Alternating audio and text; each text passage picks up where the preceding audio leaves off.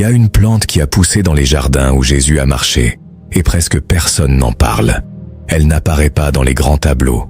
On ne prêche pas à son sujet le dimanche, mais elle était là, au seuil, dans les foyers, dans la nuit la plus sombre de l'histoire. Et si je te disais que cette plante a été choisie comme symbole de protection divine dans les moments les plus critiques du peuple de Dieu?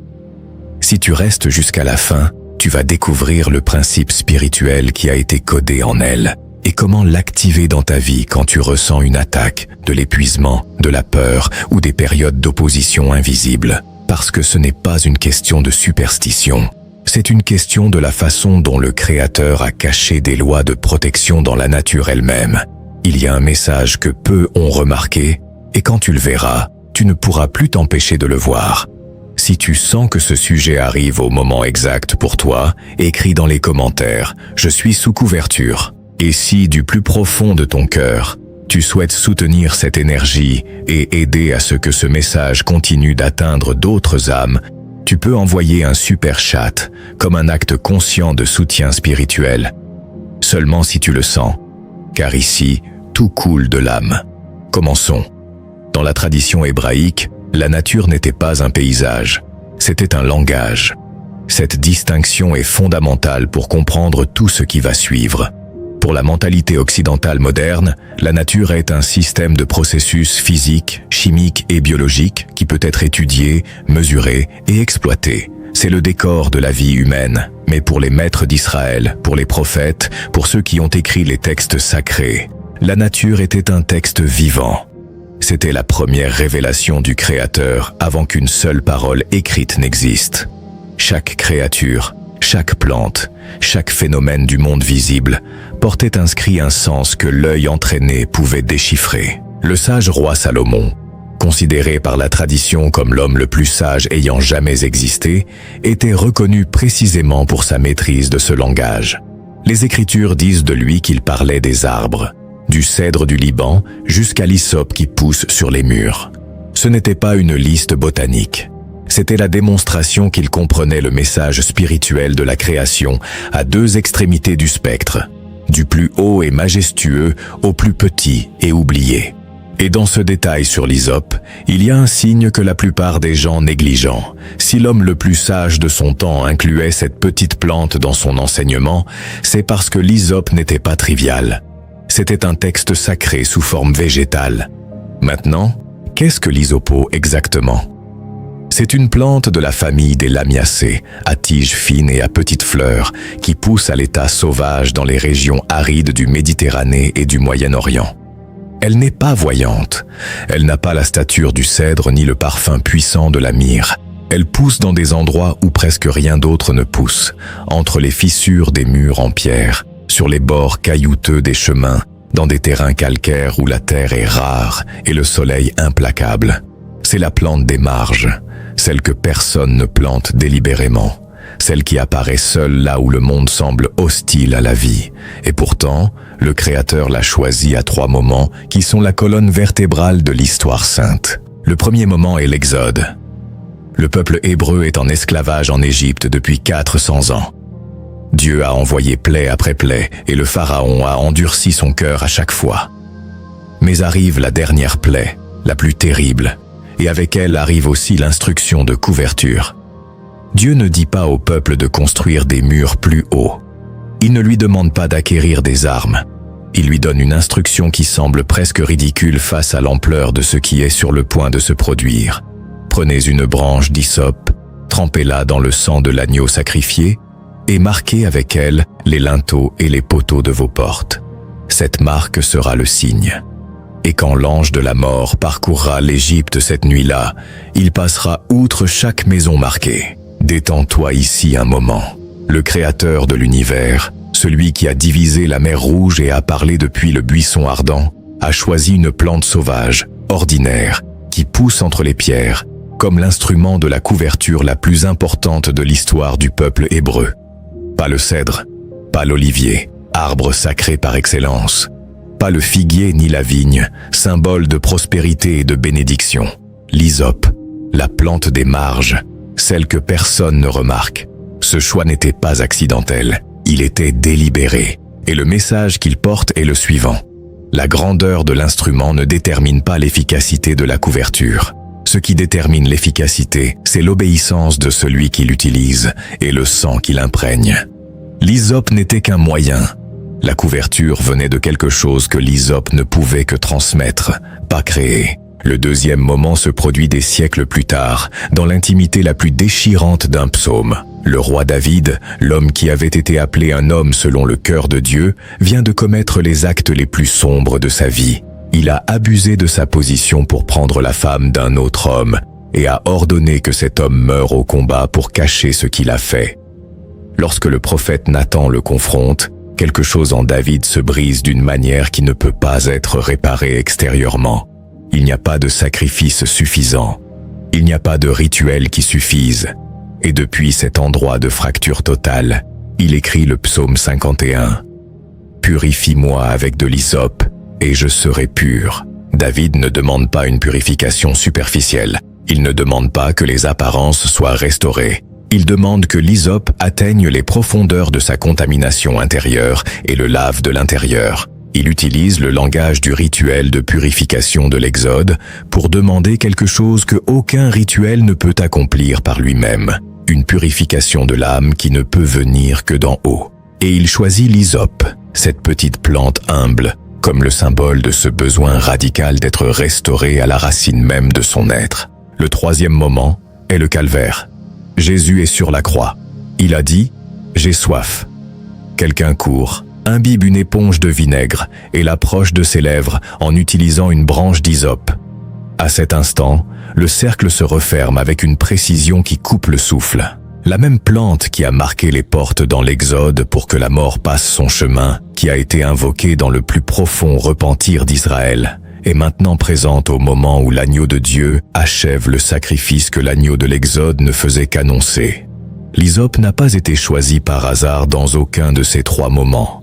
C'était le fil visible d'un motif qui traverse les siècles. Protection à la porte entre la vie et la mort, purification à la racine de l'être et présence au moment où tout s'accomplit. Ce n'est pas une coïncidence littéraire, c'est une architecture sacrée.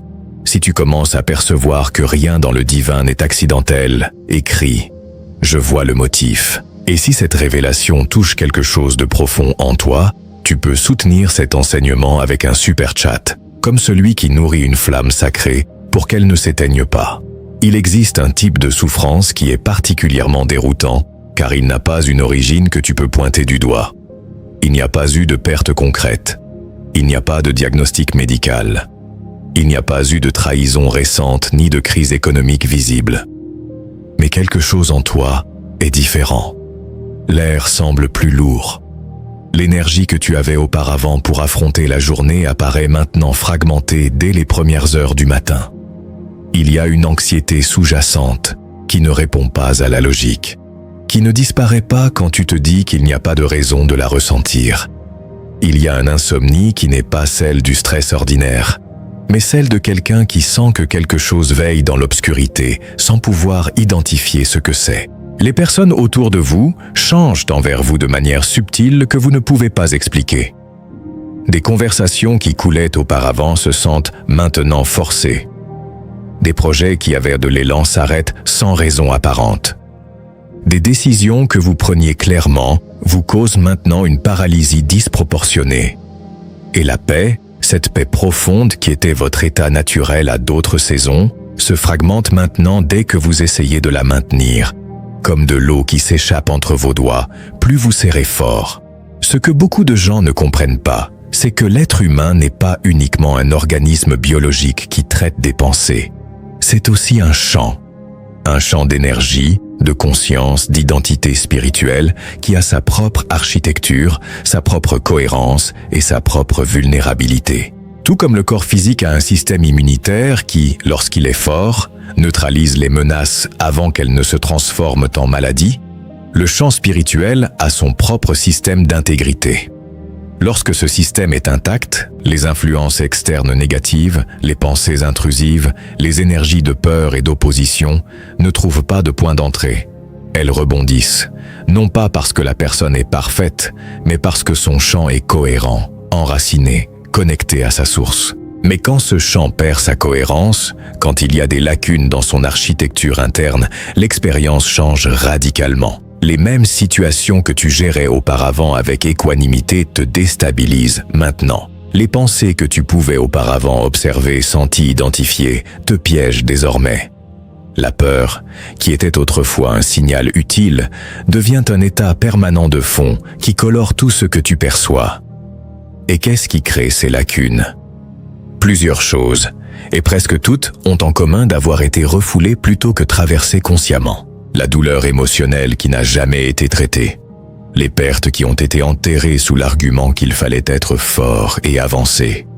Les trahisons qui ont été avalées sans guérison, devenant un ressentiment gardé qui ronge de l'intérieur. La culpabilité qui a été portée pendant des années sans jamais se livrer ni se résoudre. La peur habituelle qui s'est déguisée en précaution ou en responsabilité jusqu'à devenir invisible mais omniprésente. L'épuisement chronique qu'on a appelé stress normal jusqu'à ce que le corps commence à payer la facture de ce que l'âme avait accumulé. Chacune de ces expériences non résolues est comme une fissure dans le mur. Une seule fissure est gérable. Mais quand il y a des fissures à plusieurs endroits, l'intégrité structurelle du champ spirituel est compromise et les saisons de pression externe accrues, qui dans des conditions de champ intact seraient difficiles mais traversables, deviennent des périodes d'effondrement. Et c'est ici que la nature de l'hysope est une leçon qui va bien au-delà de toute métaphore religieuse. L'hysope n'est pas une plante protégée. Il ne pousse pas dans une serre, ni dans un jardin contrôlé. Il pousse sur les murs, dans les fissures de la roche vive, dans les terrains où le soleil frappe sans pitié et où l'eau est rare. Et son secret ne réside pas dans ses feuilles, ni dans ses fleurs. Il est dans ses racines. Ses racines sont extraordinairement profondes pour la taille de la plante. Alors que la surface se dessèche, alors que tout ce qui est visible de la plante semble fragile, ses racines continuent d'atteindre là où il y a de l'humidité.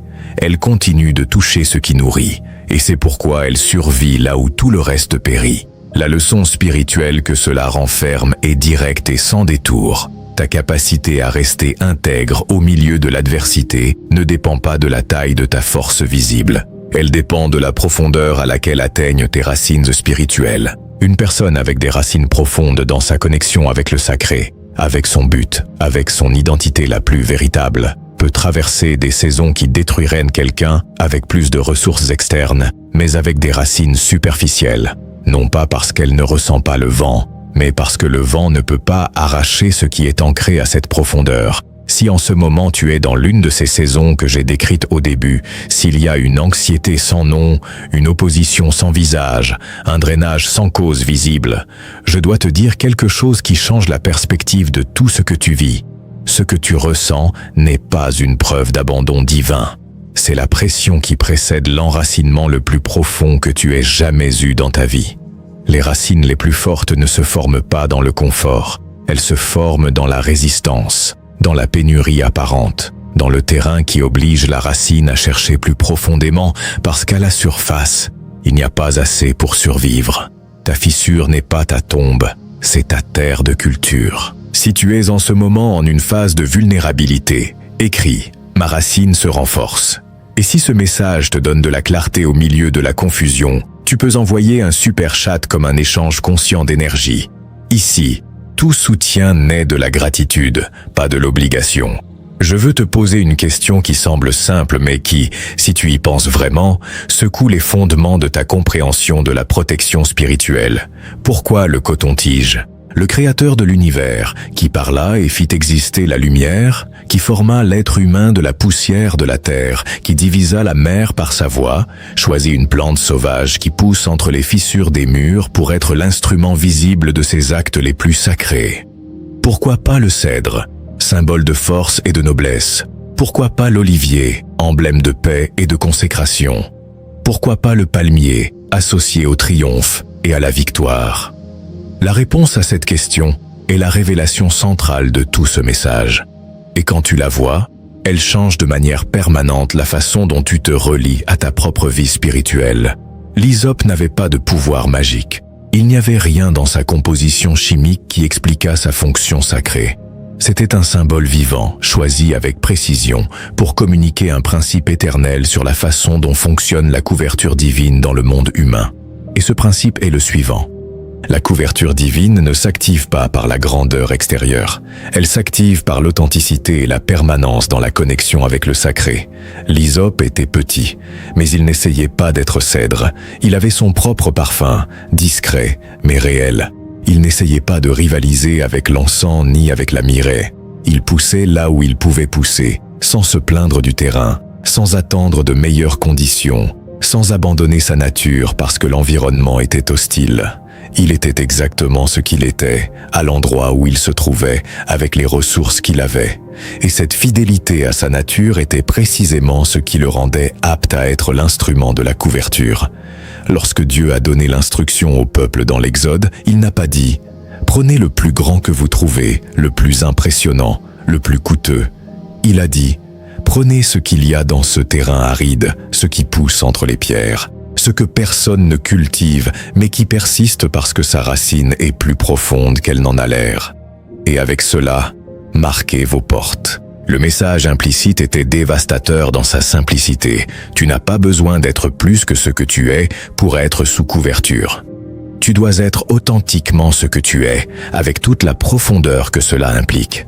Maintenant, considère le contraste avec ce que la culture spirituelle enseigne souvent. Il est souvent transmis, de manière explicite ou implicite, que la protection divine est proportionnelle au niveau spirituel atteint, que celui qui jeûne le plus, celui qui prie le plus, celui qui connaît le mieux les Écritures, celui qui a le ministère le plus visible ou la foi la plus démontrable, est le mieux couvert, et que celui qui est petit, qui est en processus, qui a des doutes ou des cicatrices ou des fissures visibles dans son histoire, est plus exposé. L'hysope déconstruit complètement cette logique. La plante qui était à la porte de l'Exode n'était ni la plus grande ni la plus imposante. Elle était la plus profondément fidèle à sa nature. Et cela a suffi pour être l'instrument de la couverture la plus puissante que le peuple d'Israël ait jamais expérimentée. Maintenant, considère l'architecture théologique de ce qui s'est passé au calvaire avec ce même hysope.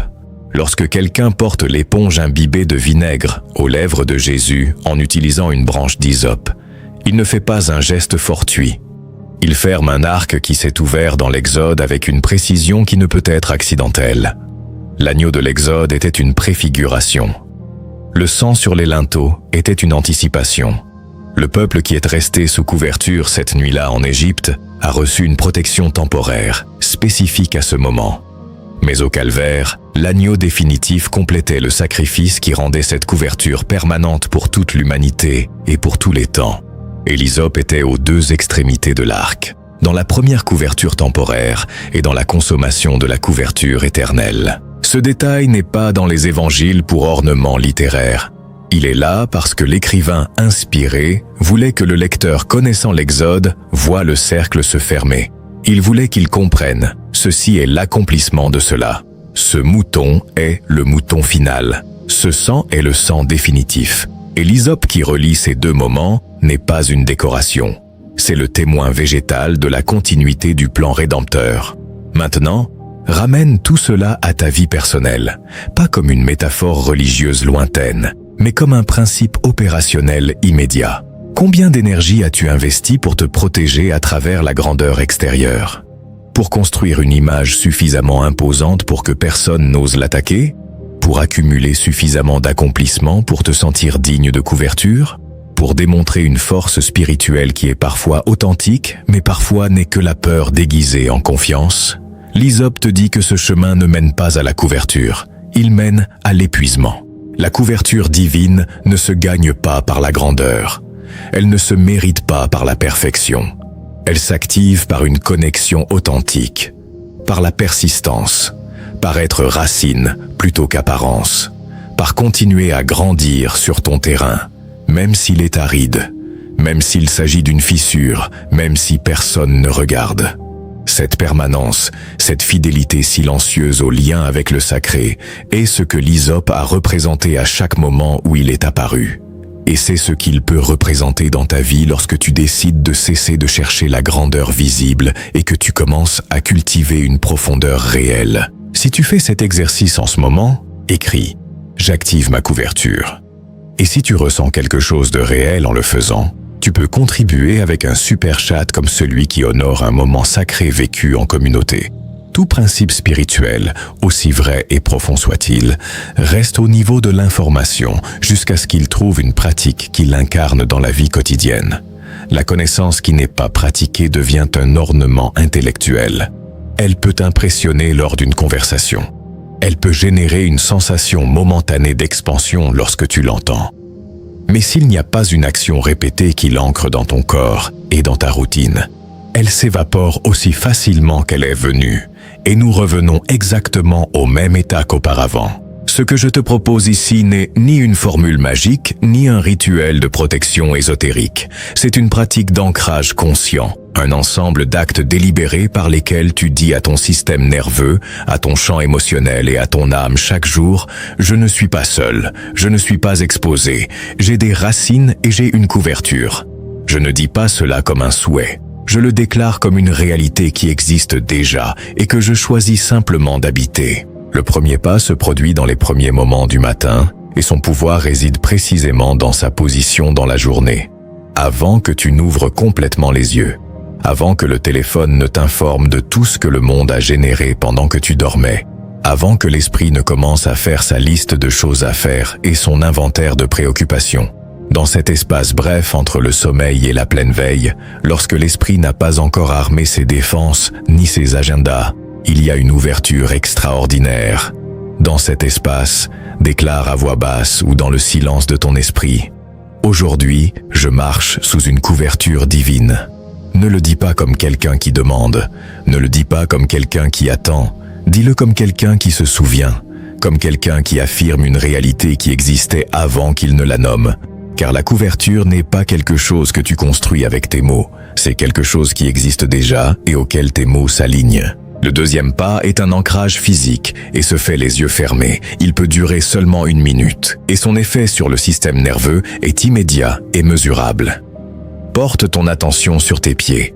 Ressens le contact entre la plante de tes pieds et la surface sur laquelle tu es, que ce soit le lit, le sol ou tout ce qui te soutient. À partir de là, imagine avec toute la concrétude sensorielle possible des racines poussant vers le bas depuis tes pieds, traversant le sol, s'enfonçant dans la terre mètre par mètre, atteignant des couches de plus en plus profondes où l'humidité persiste même si la surface est sèche. Ne précipite pas l'image. Laisse-la se former d'elle-même. Ce que tu fais à ce moment-là est plus qu'une visualisation. Tu actives la réponse de sécurité dans ton système nerveux autonome. Tu rappelles au corps qu'il a un soutien, que tu ne flottes pas, qu'il y a quelque chose qui te soutient qui ne dépend pas des circonstances favorables. Le troisième pas est celui du chant. Avec les racines imaginées à leur place, laisse une sensation de stabilité monter depuis tes pieds vers le centre de ton corps. Et depuis ce centre, visualise une lumière qui s'étend vers l'extérieur, non pas comme une armure rigide qui te sépare du monde, non pas comme un mur qui bloque ce qui entre, mais comme un champ vivant qui respire avec toi. Un champ qui ne t'isole pas de la réalité, mais qui te donne la profondeur d'y être sans en être défini. Pendant que tu maintiens cette image, respire consciemment 3 fois. À chaque expiration, lâche délibérément quelque chose que tu as porté et qui ne t'appartient pas. Une peur d'autrui, une préoccupation que tu ne peux pas résoudre, une émotion restée d'hier. Expire et laisse-le partir.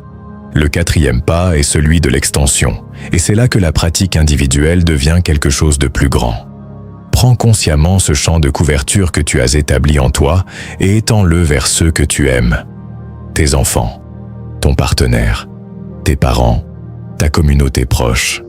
Visualise-les enveloppés dans cette même lumière, non pas parce que tu es leur source, mais parce que tu es un canal.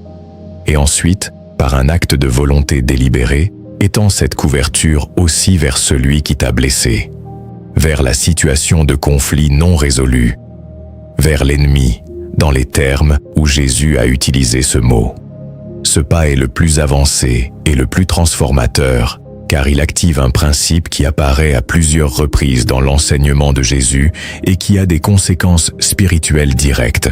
La couverture qui est partagée ne se divise pas. Elle se multiplie. Lorsque tu étends une couverture vers un autre, ton propre champ ne diminue pas. Il se approfondit. Le 5e pas est celui de la clôture, et il se fait dans les dernières minutes avant de dormir. Ce n'est pas une analyse de la journée, ni un examen de conscience avec un ton de jugement. C'est une révision depuis la gratitude active. Une seule question.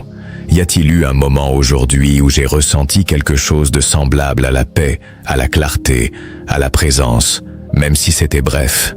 Si la réponse est oui, nomme ce moment mentalement et remercie-le, pas avec une effusion artificielle, mais avec la reconnaissance sobre de celui qui sait que ce qu'il vient d'identifier n'était pas accidentel. C'était une couverture agissant dans l'ordinaire, et ce que tu apprends à reconnaître grandit en fréquence et en intensité. Maintenant, cet ensemble d'étapes ne nécessite pas que tu te réveilles 1 heure plus tôt, ni que tu aies des conditions spéciales de silence et de tranquillité. La pratique peut se faire dans les marges de ce que tu fais déjà. Dans la voiture avant d'entrer au travail, sous la douche, dans la minute d'attente avant une réunion difficile, à l'instant avant de répondre à un message qui te génère de la tension. Le liseron, rappelle-toi, n'avait pas besoin d'un jardin préparé. Il poussait dans les espaces que personne n'a cultivés, dans les fissures des murs, au bord des chemins, dans les marges du monde organisé. Ta pratique spirituelle la plus profonde peut se produire exactement dans les mêmes espaces, dans les marges de la journée que tu as déjà. N'attends pas des conditions parfaites. Les conditions parfaites sont celles que tu as en ce moment même. Si tu décides d'embrasser ton processus et de faire confiance à ta couverture, écris « Je grandis dans la fissure ». Et si tu souhaites élargir cette communauté consciente et maintenir cette lumière allumée pour les autres, tu peux envoyer un super chat par gratitude. C'est une belle façon de semer là où ton âme a reçu. Il existe une compréhension de la protection spirituelle qui semble logique de l'extérieur, mais qui, lorsqu'elle est vécue, finit par générer exactement le contraire de ce qu'elle promet. C'est la compréhension de la couverture comme bulle. L'idée, souvent transmise de manière implicite dans les communautés spirituelles et religieuses, est que celui qui vit sous la protection divine devrait expérimenter une vie où les choses mauvaises n'arrivent pas, où les portes s'ouvrent de manière soutenue, où les relations coulent sans conflit majeur, et où il y a un signe perceptible et continu que Dieu est de votre côté. Et lorsque cette expérience ne correspond pas à la réalité vécue, lorsque les choses mauvaises arrivent, lorsque les portes se ferment, lorsque les relations font mal, lorsque la vie semble aride et résistante, la conclusion automatique est « quelque chose ne va pas en moi. J'ai perdu la couverture. J'ai fait quelque chose qui l'a interrompu. » Cette interprétation génère un cycle de peur spirituelle dévastateur. Car alors, la pratique spirituelle ne naît plus de l'amour ni de la connexion authentique, mais de la peur de perdre la protection. Et une pratique spirituelle motivée par la peur de perdre la protection ne produit pas de profondeur. Elle produit de la performance. Elle produit une apparence de spiritualité qui est en réalité de l'anxiété spirituelle déguisée en dévotion. L'Hysope interrompt ce cycle avec une clarté brutale. Regarde le contexte dans lequel il apparaît chaque fois. Dans l'Exode, le peuple qui marchait sous couverture ne sortit pas vers une vie sans difficulté. Il sortit dans le désert. 40 ans de désert. Faim, soif, conflits internes, tentation, peur. La couverture ne les a pas placés dans un paradis sans problème. Elle les a accompagnés à travers le terrain le plus aride et difficile qu'ils aient connu et les a soutenus jusqu'à l'autre côté. Dans le psaume 51, David ne demande pas à être délivré des conséquences de ses actes. Les conséquences sont arrivées de toute façon. Elles sont arrivées et ont été dévastatrices. Ce qu'il demande, c'est d'être restauré dans son essence, dans son identité en tant qu'homme de Dieu, afin de pouvoir habiter ses conséquences sans perdre son âme dans le processus. La couverture qu'il demande n'est pas une évasion. C'est un soutien au milieu de la traversée. Et au calvaire, le moment de la plus grande couverture spirituelle de toute l'histoire humaine s'est produit au point de plus grande souffrance, de plus grand abandon apparent, de plus grande obscurité visible. La couverture n'a pas évité la croix. La couverture a traversé la croix et est arrivée de l'autre côté. Le véritable pouvoir de l'hysope en tant que symbole n'est pas de te protéger du monde. C'est d'ancrer ton identité dans le monde d'une manière si profonde que le monde ne puisse pas te redéfinir. Lorsque ce principe opère réellement dans ta vie, les changements qui se produisent sont reconnaissables, bien qu'il soit difficile de les décrire avec précision. L'anxiété ne disparaît pas du jour au lendemain, mais elle perd sa densité. Elle cesse d'être le climat permanent et commence à être un signal que tu observes sans t'y identifier complètement. Ton temps de récupération face aux chocs émotionnels se raccourcit. Ce qui te paralysait pendant des jours commence à se traiter en heures. Ton discernement s'affine, cette capacité à percevoir plus clairement quelles situations te nourrissent et lesquelles te drainent, quelles personnes te rapprochent de ta nature la plus profonde et lesquelles t'en éloignent, quelles pensées sont les tiennes et lesquelles ne sont que du bruit de l'environnement dans lequel tu es entré sans t'en rendre compte. Ta présence se stabilise. Quelque chose en toi devient ferme sans devenir rigide. La différence entre un arbre aux racines profondes et une roche est que l'arbre peut se mouvoir avec le vent sans se briser, car il a de la flexibilité au-dessus du sol et un ancrage sous terre. C'est ce que produit l'enracinement spirituel. Pas de rigidité, mais de la fermeté. Pas d'imperméabilité, mais de la profondeur. Les tempêtes continuent d'arriver. Les relations difficiles restent difficiles. Les périodes de pénurie demeurent inconfortables. Les projets qui échouent de toute façon. Mais tu les traverses depuis un endroit que tu n'avais pas auparavant. Pas depuis la distance froide de celui qui s'est déconnecté de la vie, mais depuis la profondeur de celui qui sait que ce qui le soutient n'est pas à la surface des circonstances. Maintenant, considère le mécanisme biologique de l'hysope, car c'est un miroir parfait de ce principe. Dans les régions arides où il pousse, il y a des saisons où la pluie ne tombe pas pendant des mois. La surface du sol se durcit, elle se fissure. Tout ce qui a des racines superficielles périt, mais l'hysope survit. Non pas parce qu'il a plus de chance, ni parce qu'il a fait quelque chose de spécial, mais parce que ses racines atteignent les couches du sous-sol où l'humidité persiste, même si tout en haut c'est la sécheresse. Pendant que la surface est complètement sèche, les racines continuent de toucher ce qui nourrit, et de cette connexion invisible vient la substance qui maintient la plante en vie quand tout ce qui est visible dirait qu'elle devrait être morte. Ainsi opère la couverture spirituelle dans l'être humain.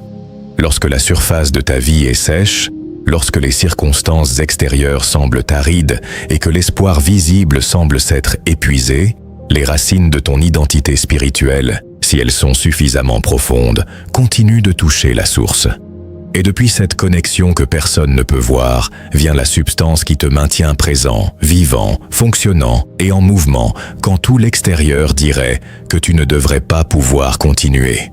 Et voici le secret final, celui qui est gravé depuis le début dans la nature même de cette plante, celui que le Créateur a codifié dans son choix de l'hysope comme instrument sacré. L'hysope pousse dans les fissures, pas dans des jardins bien arrosés, pas dans une terre préparée et fertilisée, pas dans des espaces où la vie est confortable et les ressources abondent. Il pousse exactement là où personne ne planterait délibérément, dans la fente de la roche, au bord fissuré du mur de pierre, dans le sol que tout le monde a jugé stérile et a oublié. Si aujourd'hui ta vie ressemble à une surface fracturée, s'il y a des fissures dans ta famille, dans ton économie, dans ta santé, dans ta foi, dans tes relations, dans ta vision de l'avenir, ce que l'hysope te dit depuis la profondeur de l'histoire sacrée est ceci: ce terrain n'est pas ta condamnation, c'est ta condition de croissance. Les racines les plus profondes ne se forment pas dans le confort d'un jardin bien entretenu. Elles se forment sous la pression du sol qui résiste. Elles se forment dans la pénurie qui oblige la racine à chercher plus profondément parce qu'à la surface, il n'y a pas assez. Elles se forment dans les années difficiles, dans les saisons arides, dans les périodes où la seule option était de continuer parce que renoncer n'était pas un chemin viable. Et quand quelqu'un a développé ce type de racines, quand il a grandi dans une fissure, quand il a survécu à un désert et est arrivé de l'autre côté avec quelque chose de plus profond que ce qu'il avait avant, le vent qui renverse ceux qui ont grandi dans un sol doux ne peut pas le déplacer. Non pas parce qu'il est invulnérable, mais parce qu'il est profond, Et cette profondeur ne s'achète pas, elle ne se hérite pas, elle ne s'obtient pas lors d'un séminaire de fin de semaine. Elle se forme exactement dans le terrain où vous êtes en ce moment. Avant de partir, reste un moment de plus. Ne ferme pas cet espace encore. Respire profondément. Ressens le poids de ton corps, là où tu es maintenant. Parce que ce que je vais te dire n'est pas une information. C'est une affirmation pour ton esprit. La protection divine ne se manifeste pas toujours comme tu l'attends. Parfois, elle n'évite pas la tempête. Parfois, elle ne ferme pas toutes les portes dangereuses. Parfois, elle ne fait pas taire toutes les voix qui essaient de t'intimider. Parfois, la protection se manifeste d'une manière plus profonde, te transformant en quelqu'un qui peut traverser la tempête sans perdre son centre. Le roseau n'a pas changé la structure du désert. Il n'a pas arrêté l'existence de la nuit. Il n'a pas éliminé la douleur de la croix. Mais il était là, présent, silencieux, accomplissant son but au moment exact. Et c'est ce que je veux que tu comprennes. La protection divine n'élimine pas toujours le scénario difficile. Bien souvent, elle te transforme en quelqu'un de plus profond au sein de ce scénario. Dans l'Exode, il a marqué les portes. Dans le repentir, il a purifié les consciences.